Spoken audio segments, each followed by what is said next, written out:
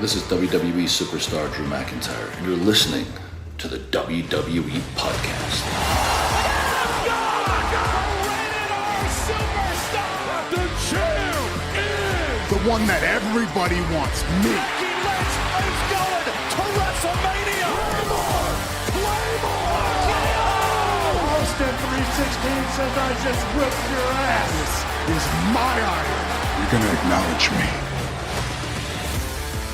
It is Monday, March 18th, 2024. We are going to be doing another episode here of the current state of WWE as we are 2 weeks and change away from WrestleMania 40. Unbelievably, it just creeps up on you. And tonight we've got a couple of things that we're going to talk about. One side of this is going to be the men's side of things. And as you'd imagine, it's going to be rock-centered, but maybe we'll put a different twist on this. And then the other side of the coin is going to be about the women's division with Bayley. So I think we'll have a nice, diverse conversation here. And welcome back, of course, every week. Anthony DeMarco is here to join us to talk about this as we are, just 2.5 weeks away from WrestleMania 40. It's crazy how fast the calendar has flipped into WrestleMania season. And you see the cards start to be rounded out. And I mean, before we dive into The Rock and Cody and maybe eventually branch off into the women's side of things, how do you feel about the card with, 2.5 weeks out? I feel pretty good. I mean, sure, we could have gotten Brock and Gunther, and then there's the Sammy debacle and people wanting Chad Gable. But I think ultimately that Gunther's going to have, as he always does, a phenomenal match with Sami Zayn. You've got the women's side of things with Becky and Rhea. That's a little underwhelming. We've gone over that before, and it still feels kind of blasé to me. Obviously the men's side of things with the World Heavyweight Championship that we talked about last week with Drew and Seth is a match that I think doesn't have a ton of people talking. Everything seems to be about Rock, Roman, Seth, and Cody. But to me, this is a match that we really should keep our eye on. Of course, we got a floating Damian Priest around to see if and when he cashes in. We got LA Knight and AJ Styles. That to me, I think, even though he's not in a title match, it is really a very good scenario for LA Knight to position himself on the card in a match with LA Knight. And there's not too many singles matches right now. The triple threat, of course, with Logan Paul and Kevin Owens and Randy Orton is, I think, going to be very exciting. So honestly, I look at the card and I'm good with it. I mean, there's improvements that I would like to make, absolutely, but I look up and down the card and I'm generally feeling like this is WrestleMania. I'm feeling like I'm ready to go. I mean, it's not perfect. I'm not a 10 out of 10 out of excitement, but I think I'm in a good place for WrestleMania. How about you? Yep, I'm looking forward to it too. I like the high-profile matches that have no title on the line. As you alluded to, LA Knight versus AJ Styles. I know that a lot of people had LA Knight penciled in for the United States Championship, but I do think that they've done maybe not a poor job of building this, because I am invested in AJ Styles and LA Knight, and they've certainly built it for several months, but maybe just I would have liked a bit more screen time. I think I saw a stat today that LA Knight has had like 1.5 minutes of screen time since Elimination Chamber. And I know that on SmackDown, it is a shorter show. You're trying to cram everything in. And if you take away the Bloodline segments, you basically have 1.5 hours to play with the rest of the card. But I think that LA Knight being positioned against a seasoned veteran like AJ Styles is arguably more important. And look at AJ Styles. His first 2 WrestleManias with WWE, or in general, there is no other WrestleMania, but his first 2 WrestleManias were non-title matches. The first against Chris Jericho, the second against Shane McMahon. So, I mean, maybe that's kind of something that they're good, what's the word I'm looking for? I guess apropos, if that's what it is, if that's the correct term. But I'm not too disappointed with much. I'm interested to see how a 6-team ladder match will go. I don't think I've ever seen a 12-person match as far as ladders are involved. And I mean, I am still waiting to see what happens with Bianca Belair. 2.5 weeks out. I really hope she isn't saddled with the Women's Battle Royal. And, you and I have both been vocal about the fact that we would want her to be in Becky's spot. So I think the only thing at this point that I'm kind of discouraged about is Bianca Belair's placement or lack thereof. Yeah, right now, but they have to be positioning her one-on-one against somebody. We all believe it's Jade Cargill. I think it is too. There's just no other position for her right now. And you wouldn't put somebody who's one of the faces of the 2K brand this year and not have them have a one-on-one match. I mean, it's almost guaranteed. So I think Jade Cargill and Bianca Belair are going to be featured. I think that's a very good matchup, at least visually. We'll see how it is in execution, given the body type and how similar they are. And, it's going to be power versus power, and it's going to be a fun match, you would hope. So that'll be fun. And you're right. I mean, having a 12-person match, that's almost half of a Royal Rumble in a ladder match at once. Like it's like ridiculous. So, I mean, it's ridiculous in the sense there's so many people. It may work out just fine, but boy, I don't envy having to call that match. There's going to be so much going on all the time. I mean, it's going to be exhausting to call it. And it is going to be a car crash in the best possible way. And I think that it ultimately will probably have an early prediction, probably the Miz and Awesome Truth, or Miz and R-Truth win it and have a Judgment Day lose. But again, early call. We don't know the rest of the team. So yeah, overall, I mean, it is exciting. There are some mysterious people that are off, like Bobby Lashley, who has really fallen off the radar as of late. Santos Escobar doesn't have a match yet, and he's been a nice addition and a really good heel turn that's cooled off because of a lack of attention.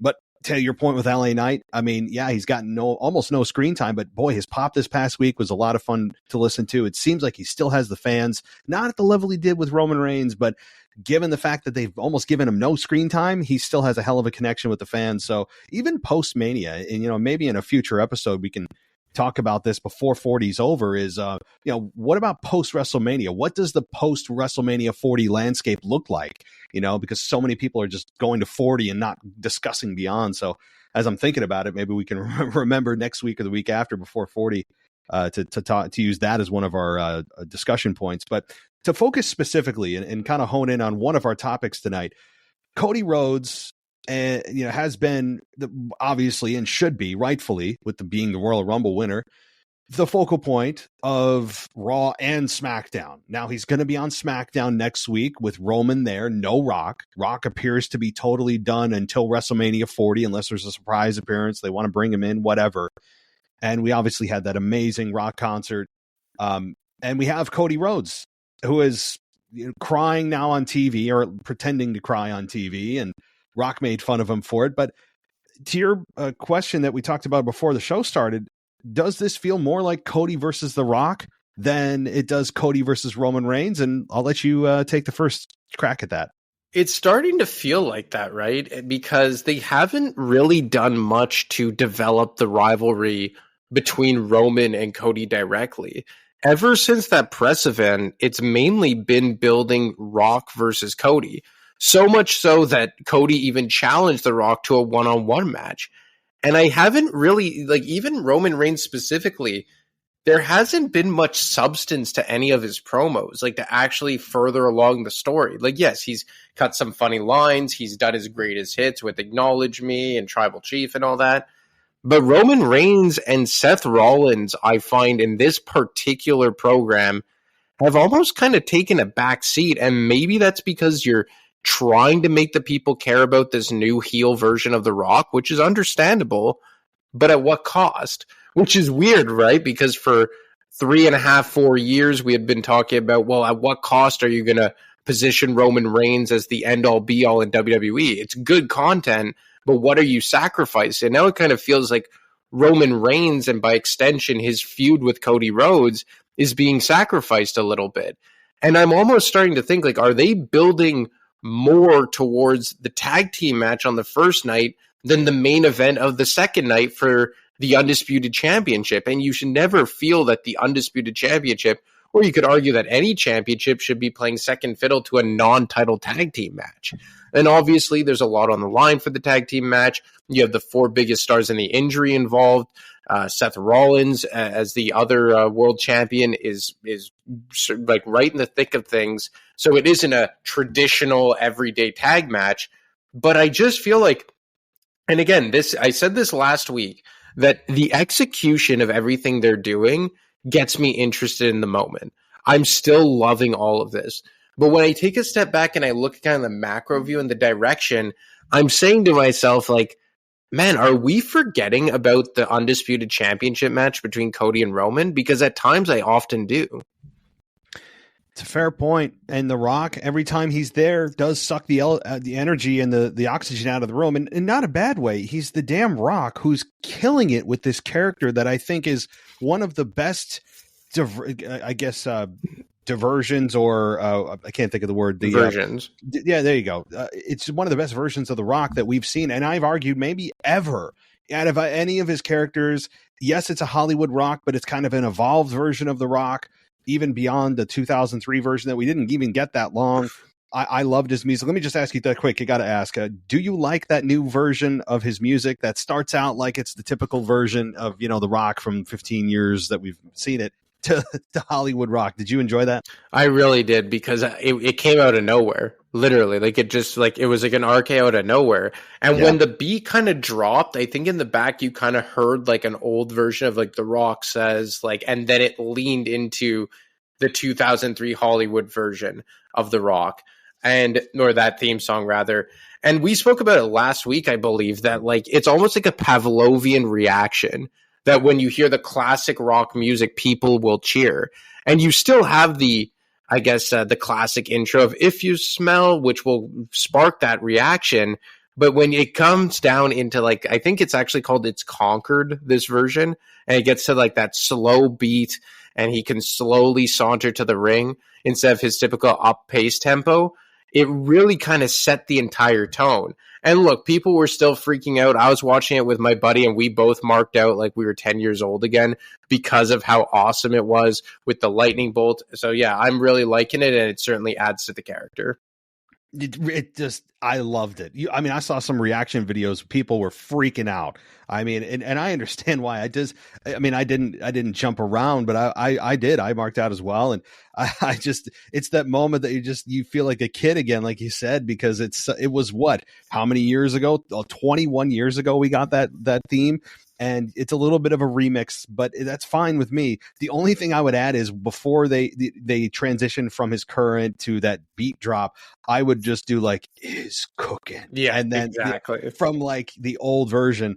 So we'll see if that gets added or if anything else continues, because his entrance every week has kind of evolved a little bit, and I'm liking it. The lightning bolts are awesome. Typically that kind of stuff looks cheesy. I love it. The Rock is just, he even smiled. You heard the crowd pop when that music hit. He just loved it. And he played a babyface this week. He can kind of do whatever he wants. I think people are enjoying this more than they even thought they would. Even the people that hated The Rock for stepping in on Cody's toes are loving this.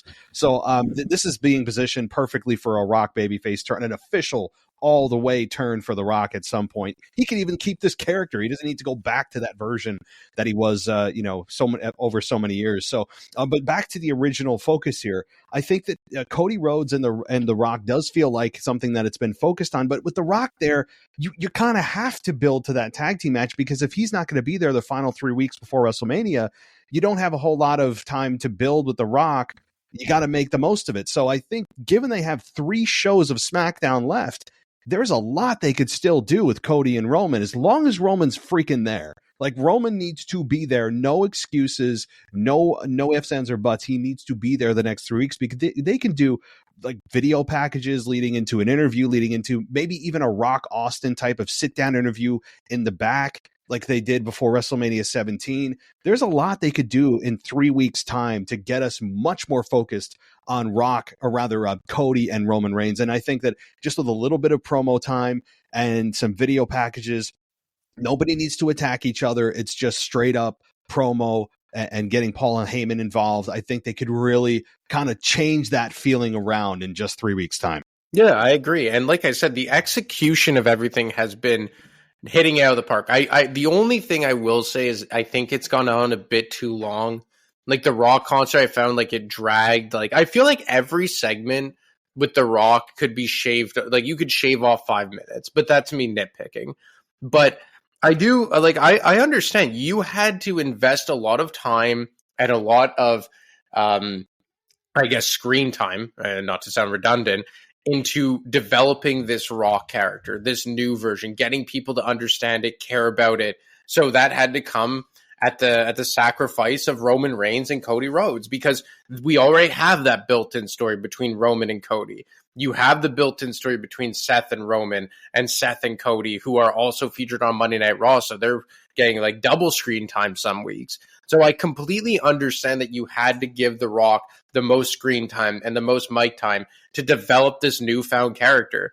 But this was always the inherent risk when you were going to shoehorn The Rock into the main event, was that it was going to have to come at the sacrifice of something else. And in this instance, it has been Roman Reigns, not so much Cody, because like I just said, Cody has a home on Monday Night Raw, but it's come of Roman Reigns. And the only thing is, like, it's not that I'm upset that The Rock is getting this spot, but it's almost like it's given Roman Reigns like a pass not to be there.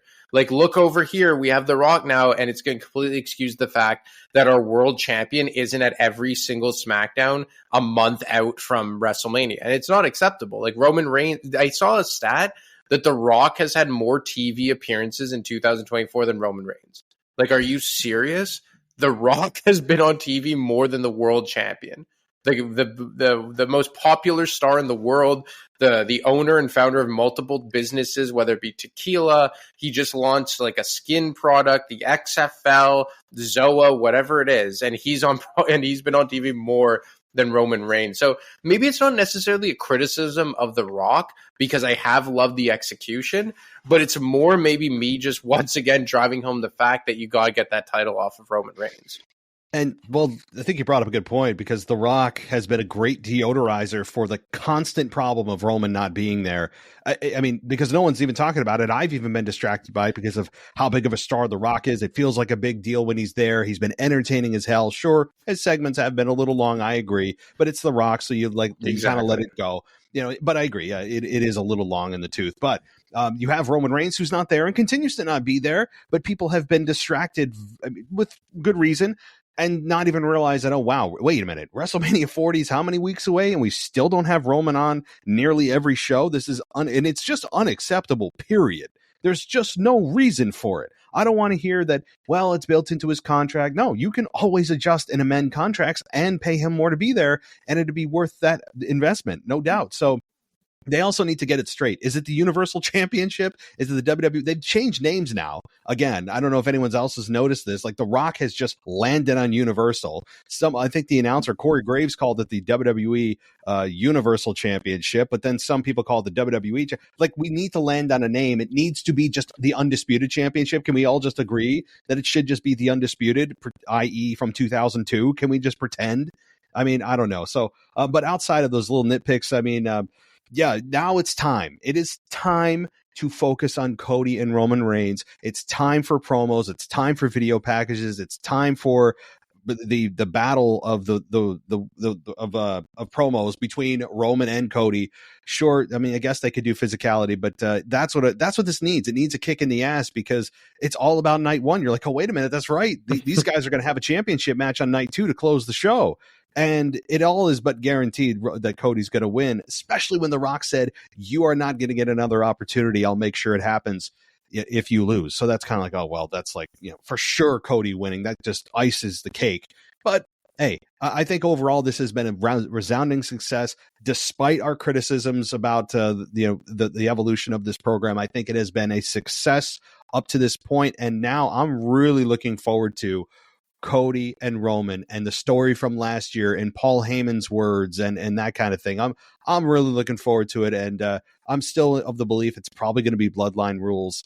When it all is said and done, they're probably going to want that creative freedom to make it Bloodline rules, even if that's not obviously the best option. No, 100%. And it always leaves that door to be opened of overbooking. But there is that fine line where you could, quote, overbook it, but just to the right level. And look, you have 3 SmackDowns, to your point, right? We have 3 SmackDowns before WrestleMania. You have 3 SmackDowns to completely invest in Cody and Roman and rekindling that magic and rekindling that story.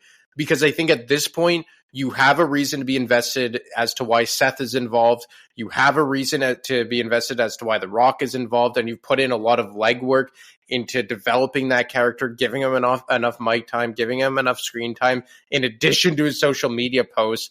And for Seth, you also have him now be freed up to develop his program against Drew McIntyre. So you have 3 SmackDowns now to hone in directly on Cody Rhodes and Roman Reigns. And that's more than enough time because, to your point, they did this dance last year. And last year there was no tag match on night one. There was no Seth. There was no Roman. So they don't have to develop as much. There's the built-in story. The groundwork's already been laid. There's already that bad blood between the two. So just because at this point we can nitpick here and there doesn't mean that it's the end of the road. They've kind of really mapped out this thing properly and gave The Rock maybe the first 9, and now on the back 9, you can invest completely into Roman and Cody Rhodes. Because like you said, even if The Rock doesn't appear on television between now and WrestleMania, I think that they've done what they've had to do, right? Like if The Rock doesn't show up until night one, do you think that would hurt them at all? Or do you think at this point they've done enough to investing and developing into his character that people should be invested no matter what? I think people are invested no matter what. The only backlash are going to be from live audiences that cross their fingers that The Rock's going to be there and surprise, into surprise fashion that he's going to be there. Oh, he's been on SmackDown. He's been on SmackDown the last few weeks. You kind of get used to him being there. And all of a sudden, wait, he's not in my city. I have to sit and watch on a Titantron. So you're going to have some annoyed live crowds for the next 3 weeks that they don't get The Rock. Now, it's possible he shows up the final SmackDown before and they decide to change things. But I don't need The Rock. In fact, I'm reluctant to say we don't need The Rock or want The Rock right now because he's done everything he needs to do to build to that tag match. He said everything he needs to say, everything through Twitter, or X, which has been, every time he talks, it's 15 to 20 minutes now. We've gotten everything we need to hear and see from him. So I think that they could run video packages for the next 3 weeks and we'd be just fine with it because the focus should be on the damn title match that the fans said that they wanted over Rock Roman. This is what you said you wanted. So let's build to the match that we in quotes, wanted for WrestleMania 40. The story's there. Like you said, it's just building on last year. Now, what does this mean to Cody? What is he going to do to mitigate the bloodline rules? What is he going to do if he fails the tag team match? What is his plan? Does he hint at he has friends in the business, quote unquote, which would lead to maybe an Austin, maybe a Cena, maybe all those things that, like you said, it's a very fine line in overbooking there. But what's his plan? What's his plan to make sure that the bloodline, if he wins the tag match, actually abide by those rules and we don't have some funky way of them finding a loophole through it? I mean, those kinds of things you can address. So I think Cody Rhodes has some material to work with. Now he also is going to be on Raw, so don't forget he's not just coming to be on SmackDown maybe the next 3 weeks, at least next week, but he's also got Monday Night Raw to sit and talk about it, and maybe we get a surprise appearance from Roman there. I mean, we keep thinking it's only one way where Cody could go to SmackDown. What if Cody's on Raw in the next 3 weeks? He's in a match ending the show and some kind of main event. And we have Roman Reigns, come back and beat him down. The Bloodline beats him down on Raw. I mean, we keep thinking the Bloodline can't ever appear on Raw, but I guess they could. Yeah, no, they have that creative freedom now, especially with the, you could have The Rock playing on the fact that he's on the board of directors to get them over to Monday Night Raw, or Paul Heyman as the special counsel pulling strings. I really think that they have enough shows here to completely get us reinvested into Cody and Roman Reigns. And in my opinion, I think that they have a possibility here to make us more invested in this match than their match a year ago. Because a year ago, it did kind of feel a bit forced. It did kind of feel a bit predictable. But now I'm thinking to myself, because of the wrinkle of the bloodline the night one, it's almost got me wanting this match more, which I never thought I would have said. Maybe this was their plan. Maybe I'm giving all this criticism, but it was all by design to get me wanting Cody versus Roman. Because maybe they sensed a bit of apathy from some fans towards Cody versus Roman because of maybe how predictable it perhaps was, or some fans not being completely behind Cody or being sick of Roman Reigns. So maybe The Rock and Seth's heavy involvement through the last month or so was a way to really get people like you and I, or maybe me more specifically, into caring about this one-on-one match. So the more we kind of talk it out here, the more I just have to give them their flowers and say they've really knocked this out of the park. No doubt about it. I mean, we can not like the Cody character, but still be excited for the story. I mean, not him finishing his story, but at least recognize when a story is really well told. Those two things can be true at the same time. And I think that that's what's happening here. Despite the fact we despise the babyface character, they've done a nice job of building sympathy for Cody, of bringing his family, as always, into the story. The fans seem to be on board with it all the way here. They haven't floundered with his support at all since he debuted at WrestleMania 38 against Seth 2 years ago. I just don't want to hear one person after Cody wins that championship say, "Oh, that was predictable. That was stupid. I don't want to hear anyone say that. I don't want to hear anybody who has been bitching about the Roman Reigns run or the Cody Rhodes being screwed last year, and WWE tried to screw him again this year if it wasn't for the fans. I don't want to hear one person, if he wins and should win the belt from Roman, say, "Oh man, I would have loved it if it wasn't so predictable." That's nonsense. Like that.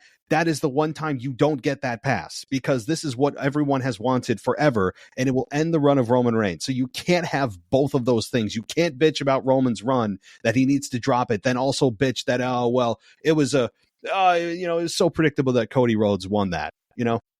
Have you seen any of these, I guess, not reports, but maybe like just like fan boards that suggest that people regret all that vitriol of forcing Cody Rhodes into the main event because of how much they're liking the heel version of The Rock and how badly received Cody Rhodes crying on Monday Night Raw was last week? And it's like, I still don't think it was the bad decision, because now, after seeing heel Rock, I don't know if I would have wanted to see babyface classic Dwayne Johnson Rock versus Roman Reigns. Because I had been saying for a bit that I was getting a little sick of The Rock's just cookie cutter greatest hits promos, the ones that he did against Austin Theory and Jinder Mahal. So I had been saying I wanted a heel version of The Rock for quite some time. But for a lot of fans, like, I wonder, like, is there any regret, you think, into all that vitriol and like kind of forcing WWE to pivot, if in fact that they were going with Rock versus Roman in the early stages? No, I think really, even if I was a Cody crybaby and I was the one complaining, and then I'm so proud of myself for them being, of collectively putting our voices together and forcing WWE to change their plans. And I'm like, hooray, we did it. But now we've got a Rock that's more over. Well, it's a win-win here. I don't see a losing side. I really don't see, even for people on the other side like you and me who wanted Rock versus Roman, albeit now that we've seen what awesome version of The Rock we're getting in 2020 hindsight, we can all say, oh man, thank God we didn't, I didn't know if I wanted that version of The Rock that we've gotten for 15 years. But if we got it, we wouldn't have known that this version existed. It's still. So like, we wouldn't have known what we didn't know. And we wouldn't have known that they would have dared turn The Rock heel and gotten this brilliance that we've seen now. So we would have just been accepting, and maybe it would have still been okay with the buildup and his insults that we've heard for 15 years of this version of The Rock, and that's fine. We've all been like, hey, it's a mega match. This is a mega match. Look, it's family. It's head of the table on the line, all that. Like we probably would have accepted it given the magnitude of the match, but in hindsight, I think that what the Cody fans have done is actually given us the best version of The Rock we could have possibly gotten. You're getting the match that I actually think is a better story match in Cody versus Roman, giving us a much better chance of Roman dropping the belt than if Rock faced him. And you're also giving us still, we're going to get Rock and Roman down the line, probably at WrestleMania 41 or maybe SummerSlam. I mean, so it's still happening. Everything we want is still happening, except we're getting an ultra entertaining Rock. You're going to get Cody versus Roman. Everyone seems to be happy. I mean, I just don't see the downside to what's happened. And I didn't think that this was possible, which is, like you said, why I need to just kind of, like you said, give the respect where it's due and give WWE credit for everything that they've been able to maneuver so far. Do you think that there's any possibility that this was their plan all along? Or do you think originally they were going just for babyface Rock versus Roman? That is, I mean, you and I have talked about it, how does it really matter? But it kind of does in WWE trying to give themselves credit for this, because they'll never admit that this wasn't their plan until, maybe later in a documentary, you'll hear it from Triple H or, one of the creative, Tom or Bruce Pritchard or somebody. That's possible. We'll eventually know. But in the moment, they would never admit that they didn't want to do this until they did it and go, wow, this is a much better idea. I think originally they meant for just babyface Rock versus Roman. That was, and they tested the waters with the original promo of The Rock saying, maybe I'll go out to a bar and sit in a booth and maybe I will sit at the head of the table, and the crowd went crazy. And then they said, okay, full steam ahead. and let's take the next step. And Rock comes out, and now the infamous version of edition of SmackDown where he comes out and supersedes Cody. Cody steps aside. He has that kind of awkward handshake, and then everybody's like feeling bad for Cody. That moment turned the whole thing, but I don't think they meant to do that, because it was supposed to be Cody going, okay, I understand, being that kind of this nice guy that he is. And he walks up the ramp, and we're all still enamored with Rock and Roman until the backlash on Twitter started. So I don't think that this was the plan, because there's too many possibilities of the fans not going along with you along the way. There's too many twists and turns. You're overcomplicating it if this was the original plan. So I think it was just, no, I don't think it was. So one thing that you've said a lot is that Rock, Roman, or not every big match needs to happen at WrestleMania. And I think a lot of people forget that, Randy Orton's first world championship came at SummerSlam. Rock versus Brock came at SummerSlam. Like, do you think that this is a slam dunk for WrestleMania next year? Or do you think there's a possibility through all of this that we could see The Rock versus Roman Reigns in SummerSlam? Because for me, I'm thinking that The Rock has committed to a year, probably all the way until WrestleMania 41, and then he hangs them up. But I'm wondering, what they actually have planned here. Who will be the babyface? Because the other part about this is The Rock is so awesome right now as a heel. Could you turn him back babyface after only 3 months? I know that the story would traditionally probably be better with The Rock as the babyface and Roman as a heel. But I'm thinking to myself, man, I don't know if I want to see a babyface version of The Rock anymore. I don't think they would, honestly. Okay, so 2 questions there. I wouldn't change The Rock at all. He's getting a massive reaction, and he got cheered this week, and the fans were going along with it, and he was just himself that he's been, other than insulting the crowd. But the crowd almost laughs every time he does it, because it's almost like a term of endearment when he does it, because it's so funny, telling people to go smoke crack and being in the largest collection of trailer park trash he's ever said. That kind of stuff is hilarious. It's not truly personally insulting. So I honestly don't think that they should change a thing, from his music to his outfits. They found a brilliant formula of this version of The Rock in 2024 that still gets a massive reaction. I wouldn't change him back to that kind of vanilla version of him and, just a cut off black tee and going back to the original music. I would keep this version that's working and just have Roman beat him down after WrestleMania, after they lose their tag team match, after Roman maybe drops the belt. The bloodline completely turns on The Rock, beats him down. And what I've heard is, as far as when this happens, apparently The Rock has if this is true, it seems this isn't coming from just one source, it seems many, that The Rock has a movie he's filming from May to August. So there'll be a 3 or 4 month chunk of time that he won't be able to do anything in the ring, or if he does, it's promo stuff sending in or not actually in ring. So if that's true, that means there's no SummerSlam. If there's no SummerSlam, that means it's only WrestleMania after that. So that's what I'm hearing. So it doesn't seem like SummerSlam, as I'm thinking about it, is even a possibility if he's filming a movie in the middle of the summer. Side note, do you not feel like SummerSlam has had the wind taken out of its sails over the last 10 years or so? Well, they're trying to make it stadium shows. I mean, the stadium, they're trying to make it the SummerSlam or the WrestleMania of the summer, right? That they're trying to. I guess, in what way do you feel it has? Well, look, I remember when I was a kid, right? The first SummerSlam I ever watched was SummerSlam 2000 of Triple H versus The Rock versus Kurt Angle for the WWF Championship. And there's that underlying story of Kurt Angle versus Triple H, with Stephanie McMahon making it the love triangle. Then 2001, you have The Rock defeat Booker T for the WCW Championship, and Kurt Angle versus Stone Cold Steve Austin for the WWF Championship. 2002, you have The Rock versus Brock Lesnar, one of the biggest matches of all time. Then in 2003, you have the second ever Elimination Chamber match for the World Heavyweight Championship with Goldberg and Kevin Nash. I believe that was Kevin Nash's last match ever in WWE. HBK, Jericho, Triple H, Shawn Michaels. Oh, I said that twice. Randy Orton, sorry. 2004, you have Randy Orton win his first ever World Championship against Chris Benoit. All this to say is that I felt that back then it legitimately did feel like the WrestleMania of the summer. And Royal Rumble was almost in third place at times, I guess a matter of preference. But there were big match feels at SummerSlam. And I just feel like now, and it's not like this every year, like obviously you have Suplex City of Brock versus John Cena a decade ago in 2014, but I feel like every single SummerSlam, you don't have that big fight feel. Like, yeah, Brock versus Roman Reigns in the street fight was certainly awesome, or it was last man standing actually. But this past year, I thought it was a very big letdown, arguably one of the worst Triple H shows since he took over of head of creative. And just year over year, I don't feel that like big fight important feel around SummerSlam, given the matches and the storylines going in. I see. Yeah.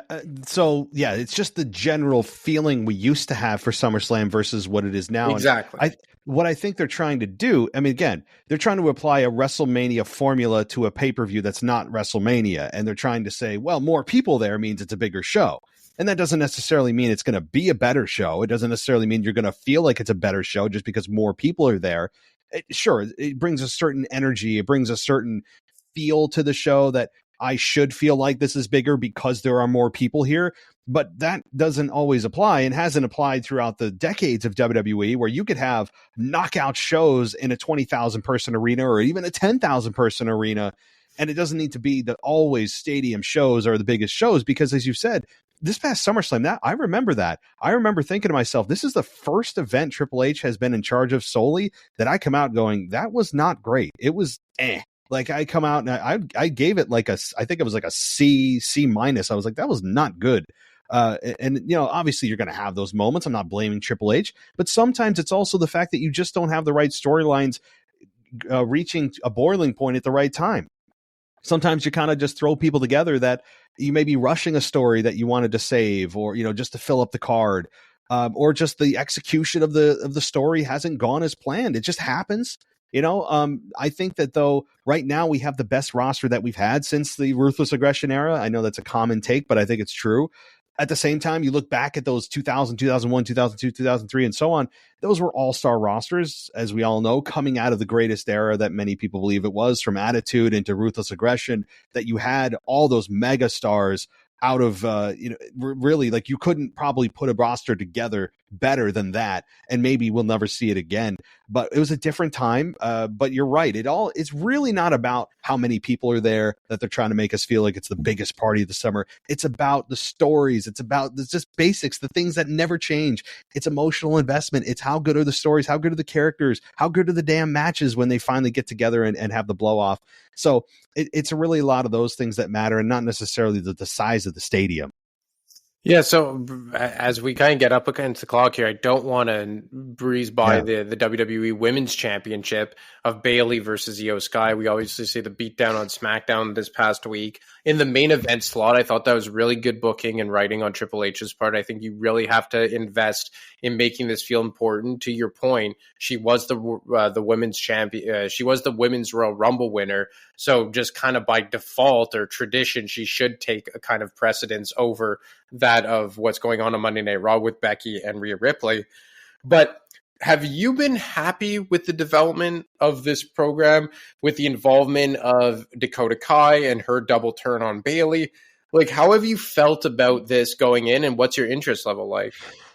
I would say my interest level at first was very low, and not because Bayley turning babyface wasn't interesting. It's something that's absolutely needed for her. She's been in a backseat for too long. She's too good to be in that backseat position for that long, and she's essentially been in prison since she created that group in story since SummerSlam 2 years ago. She's been imprisoned, and it felt like she has always taken a back seat. We haven't seen the best version. That group has been at times just kind of just grown worthy, where it's just like, can this group please break up? We're done with this. And they just kept pushing along with it. And now, you know, after the turn happened on Bayley, I felt, okay, here we go. I had just kind of an interest in it, and it has grown over the weeks. But up until the last couple of weeks, I didn't really have too much interest in this. And the fact that it main evented SmackDown sends a message to the fans, hey, we know the women's division exists here. We're going to pay attention to our Royal Rumble winner and her match at WrestleMania here. And I think they're doing a nice job. They're putting a ton of sympathy on Bayley. She has a little bit of help from Naomi, who finally has something to do since her return. But she's going to need more help to balance out the number game here with the 4 members of Damage Control. Ultimately, though, I'm my interest is growing at a steady pace. not in a rocket ship type of trajectory, but in a kind of slow but steady progression that I hope they continue for the next 3 weeks. Bayley right now needs to cut a scathing promo. She needs to find that fire. I don't want to see her anymore in the backstage interviews, which are effective, but I want to see her like a fiery promo from Bayley. I don't want to see any more of these kind of melodramatic ones. I'm ready for a fired up Bayley. I'm ready for some support from the women backstage from her. And I think it's also putting a lot of good heat on Damage Control. And I had this conversation last night with Rocky T that I think that Bayley leaving the group was the best thing, not for Bayley, but also just for Bayley, but also for Damage Control. Because with Bayley, it almost feels better without her in the group, just as a group. They feel much more, solidified in a way, and it got too convoluted. So I think they're doing a nice job, and I hope it continues over the next 3 weeks. Yeah, I mean, I think that just because of Bayley, people are invested. I could speak to myself just because in my opinion, she's the most interesting women character on the roster right now, with the exception of Rhea Ripley. Especially with Bianca Belair taking a backseat and Charlotte being injured and Jade Cargill still not having been featured on television aside from the Royal Rumble. And just Bayley's kind of organically gotten over in like an endearing way, even as a heel. In the Taylor end, well, just right up until the Royal Rumble. But I do think that you have to put more of an effort into trying to get her over in like beyond just like the organic love for her. Like, why do we care? Why is this important? Do you draw on the fact that like you were the longest reigning women's champion? I think she had like some record that she set before dropping the title in the fall of 2020.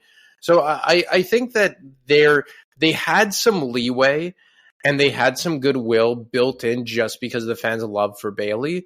But I also think you need to find a reason to care about Io Sky as champion and not just Damage Control, because this feels like Bayley versus Damage Control and not Bayley versus Io Sky.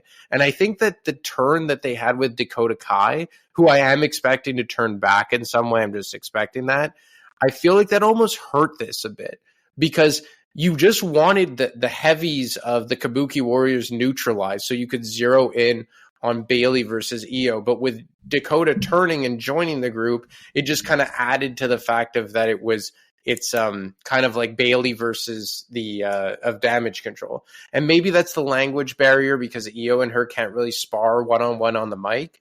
But I just really want them to focus it on Bayley versus Io and kind of drop the Damage Control stuff. You know what I think they could do, as I'm thinking about it, is implement the Seth Rollins and Shinsuke Nakamura dynamic. I think that, and they have a little bit with the subtitles with Damage Control speaking, but eliminate Dakota Kai, Dakota Kai, Kairi Sane, and Asuka. Get rid of them. And have her just speak, Io Sky speak to Bayley with the subtitles. It was extremely effective with Shinsuke. It rejuvenated his entire career, really. And Seth and Shinsuke were able to have a very respectable, fun program. And I think they could implement that formula to some degree with Bayley and Io Sky that we know is effective. And I think it's a way to get us invested that as you said, there are so many other players and characters in this group. And now you got Naomi helping her out. It does feel kind of like Bayley's going to have a 4-on-4 tag team match instead of a 1-on-1 with Io Sky at WrestleMania. It's just like, I just need to find 2 more partners. And instead it should be focused on Io Sky versus Bayley 1-on-1. And I hope, again, it's not over yet. I think just like with Roman Reigns and Cody Rhodes, that's been diluted a little bit with The Rock and the tag team match. They now have 3 weeks to focus on the 1-on-1 match that it should be, because that's what's happening at WrestleMania. We're not getting a tag team match with these women at WrestleMania. It's 1-on-1. So can we focus on these 2 women specifically? And sure, the group is going to continue to beat her down, and that's fine. But you can at least do the promo part of it with the 1-on-1s, even though there's a language barrier. We know the formula to get over that.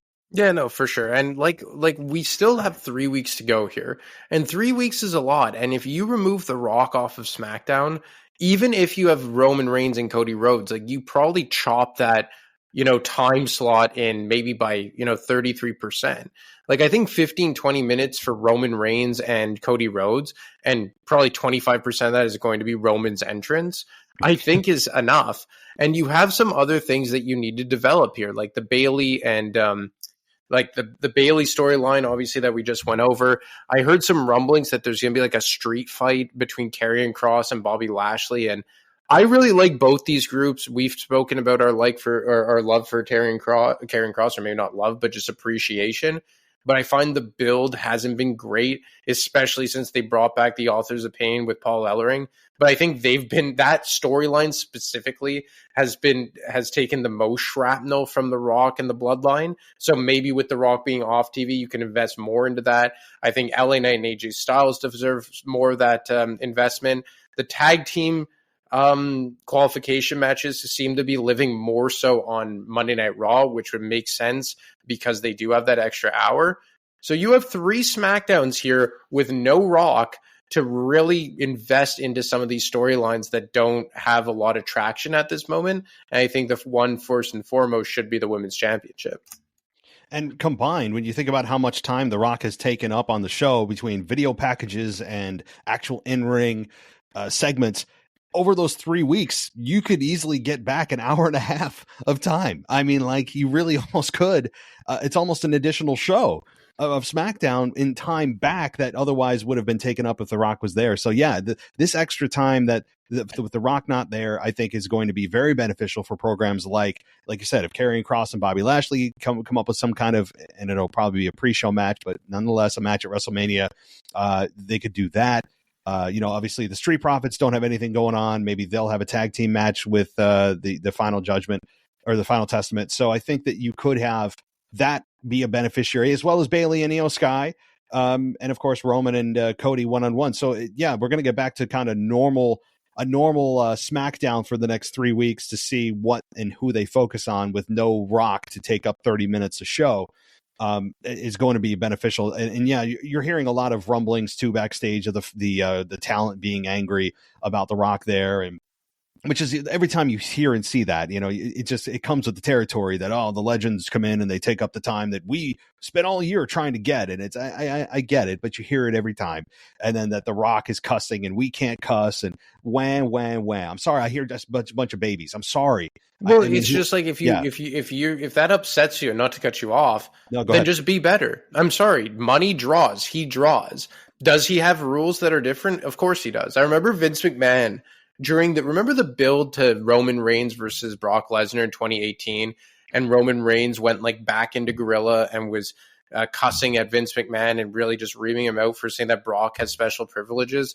And then Vince had like a quick interview and he's just like, does Brock have special privileges? Yeah, he does, because he's Brock Lesnar. Mm-hmm. Yeah, for sure. Like, why would, and I'll just use these two as an example because I just brought them up as two who have probably taken the hardest hit. Why should Bobby Lashley, and to a much lesser extent Karrion Kross, get the same leeway as The Rock? Like, I'm sorry, but like, and I like those two wrestlers. I like that program. I think that if you invested more time into it, there is something there with both those groups. But I am sorry. Am I upset that Bobby Lashley and the Street Profits versus the Final Testament isn't getting enough time because they're giving it to The Rock and Roman Reigns and the Bloodline? No, I'm not. And those guys don't draw. So, I mean, does he get special privileges? Of course he does. Does he have more leeway language-wise? Of course he does. But he's The Rock. The same reason why Brock Lesnar came in and was champion, or John Cena, or whatever. Like, I'm sorry. Like you said, it's just like, like you said, it's just babies. I'm sorry, and I understand it, though. I understand the frustration of just, you're there all the time, and then this guy comes in, he gets 30 minutes a show, and all the talk is about him, and he's going to take a main event spot for 2 nights, and again, I understand the frustration, but also, like you said, it's just jealousy. Number one, it's just jealousy. When you boil it down, it's simply jealousy. And also, if you think that you need to cuss to be better, then you aren't understanding what it means to be better and how to get better. If you're just like, oh man, you know what? I'd get so over if I could just say the S or the F word. I mean, I'd be so much more over. Then you have no idea what gets people over. Like, if that's your frustration, then you are in the wrong business. You don't understand the business. So, I mean, I don't know. I mean, of course I'm not backstage. Of course I'd have wrestlers disagree with me here, but as a fan, I know what draws, I know what I'm interested in. And ultimately at the end of the day, I know that is what is the most important, is what's going to be the most money draw. What's the biggest draw? What are the fans going to watch? You see the SmackDown ratings also reflect those the Rock being there. I mean, so I don't want to hear it. Yeah, I mean, I'm battling with nobody here other than the, you know. But anyway, all right. I guess we'll wrap it there. Do you have any final thoughts or comments? No, all to say is that kind of came in here maybe a touch negative, but after kind of talking it out, I really got more positive. So I'm looking forward to see the build that they have with no Rock on SmackDown. Like you said, that they've laid the groundwork already. So I'm interested to see them build towards Cody versus Roman and the rest of the stories that we kind of broke down.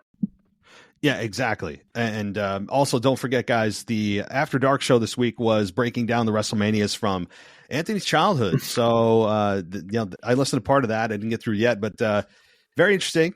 We all have WrestleManias if you were a kid and watch wrestling. Not all of you have, but that we all have those WrestleManias that are kind of synonymous with our childhood. And it was very interesting, and I'd really recommend you guys check it out, which, of course, is only available on the Patreon side of things or Apple Podcasts. So check that out. And thanks for joining me tonight, and we'll be chatting in another week. Looking forward to it, man. Take care. You too. Thanks for listening to the WWE Podcast. Don't forget to subscribe on your favorite podcast app so you don't miss a show, or head to WWEpodcast.com. And for all of these shows ad-free, head over to patreon.com/WWE Podcast. Until then, we'll see you next time.